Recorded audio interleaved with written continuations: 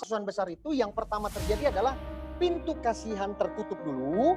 Itulah baru terjadi Wahyu pasal 16 ayat 1 sampai 2. Yang kita kenal dengan masa kesusahan besar itu. Apakah ada perbedaan antara kita umat Tuhan Advent atau tidak mengenai pintu kasihan tertutup secara personal pribadi? Tidak ada. Ini semua memang semuanya untuk umat Tuhan.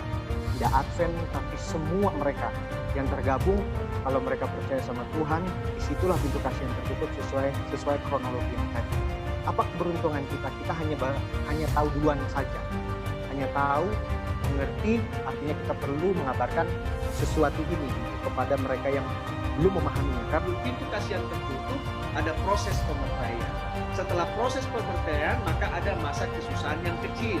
Nah, kalau sudah masa kesusahan terjadi, masa kesusahan kecil terjadi, ya kita sudah harus apa? Sudah harus siap-siap sebelumnya. Lalu pintu kasihan tertutup. Kapan ini pintu kasihan tertutup? Kalau saudara baca Roh Nubuat, semua di dunia ini akan berjalan seperti biasa gitu.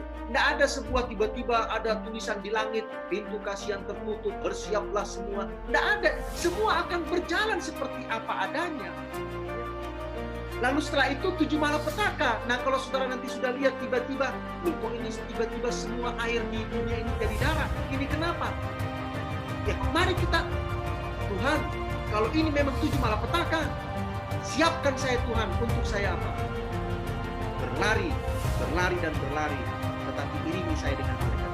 Nah, ini yang lebih penting daripada sekedar kapan, ya, lalu bagaimana. Nah, ini yang penting adalah apakah saya siap untuk menghadapi masa kesusahan yang kecil sebelum pintu kasihan tertutup, dan saya siap untuk bergumul dengan Tuhan seperti Yakub bergumul di Sungai Yabok untuk menjalani masa kesusahan yang besar. Kalau Tuhan izinkan saudara dan saya tetap hidup sebagai 144.000 orang.